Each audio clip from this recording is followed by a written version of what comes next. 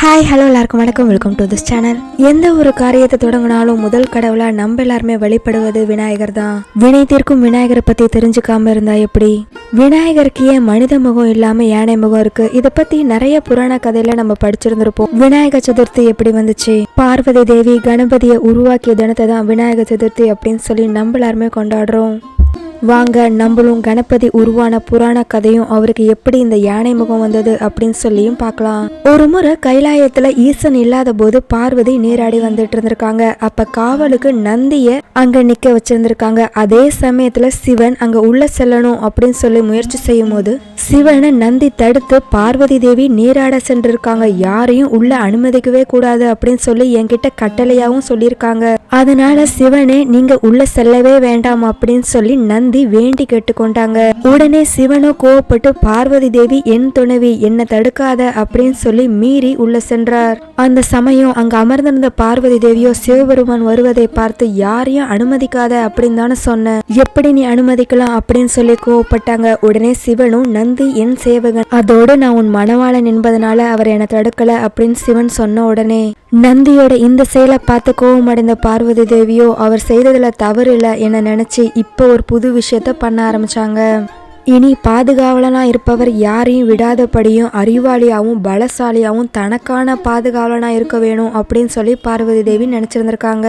அந்த ஞாபகத்திலேயே நீராட சென்ற பார்வதியோ அவர் பூசிக்கொண்டிருந்த மஞ்சளையும் சந்தனத்தையும் பிடித்து ஒரு உருவமாக்கினாங்க. பிடித்த மஞ்சளுக்கு உயிரையும் கொடுத்தாங்க. அவரே கணபதி ஆனாரு. சரி, அப்புறம் எப்படி கணபதி அவர்களுக்கு யானை முகம் வந்தது அப்படிங்கிற கேள்வி நம்ம எல்லாருக்குமே வரும். இந்த சமயம் நந்திக்கு பதிலா கணபதி அவர்கள் காவலாளியா நின்றுட்டு இருந்திருக்காங்க. அப்படி கணபதி காவலுக்கு நின்றிருந்த போதே சிவபெருமான் உள்ள போறதுக்கு முயற்சி செஞ்சிருந்திருக்காரு. சிவபெருமானையே தடுத்த கணபதி அவர்களோ யாரையும் அனுமதிக்க கூடாது அப்படின்னு சொல்லி பார்வதி தேவி அவர்கள் கட்டளையே இட்டிருக்காங்க அப்படின்னு சொன்ன உடனே ஈசன் அவர்களோ கோபம் அடைந்து இந்த சிறுவனை இங்கிருந்து அகற்றுங்கள் அப்படின்னு சொல்லி கட்டளை இட்டிருக்காரு. ஈசன் அவர்களோ கோபம் அடைந்து இந்த சிறுவனை இங்கிருந்து அகற்றுங்கள் அப்படின்னு சொல்லி கட்டளை இட்டிருக்காரு. ஆனாலும் கணபதி அவர்கள் யாரையும் உள்ள செல்ல அனுமதிக்காததோடு சண்டையும் போட்டுட்டு இருந்திருக்காரு. இதை பார்த்த சிவன் அவர்களும் ரொம்பவே கோபம் அடைந்து சூலாயுதத்தாலேயே கணபதியோட தலையை எடுத்தாரு.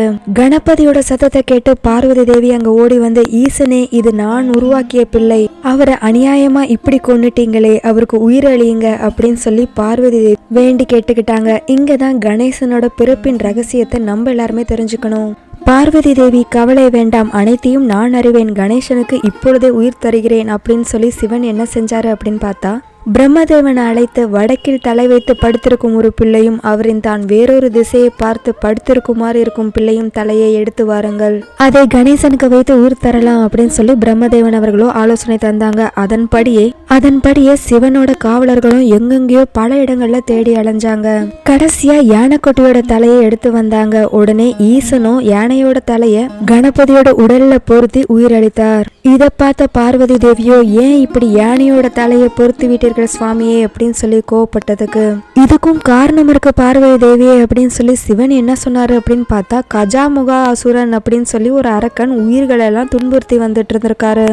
இந்த அசுரனை அழிக்கணும் அப்படின்னு சொன்னா ஆண் பெண் சம்பந்தம் இல்லாம பிறக்கும் ஒரு குழந்தையால மட்டும்தான் இவரை அழிக்க முடியும். அது மட்டும் இல்லாம இந்த கஜாமுக அசுரனை அழிப்பதற்காகவே கணேசன் பிறந்திருக்காரு அப்படிங்கிற காரணமும் இப்ப எல்லாருக்குமே தெரிஞ்சிருந்திருக்கும், ஏன் இவருக்கு யானை முகம் வந்திருக்கு அப்படின்னு சொல்லி. அது மட்டும் இல்லாம சிவன் அவர்கள் கணபதி அவர்களுக்கு இன்னொரு வரமும் கொடுத்தாரு. எந்த ஒரு பூஜை செஞ்சாலும் அங்க கணபதி தான் முதல் பூஜையாவும் இருக்கணும், ஆரத்தியும் அவருக்கு தான் ஃபர்ஸ்ட் நடக்கணும் அப்படிங்கிற வரமும் கொடுத்திருந்திருக்காரு.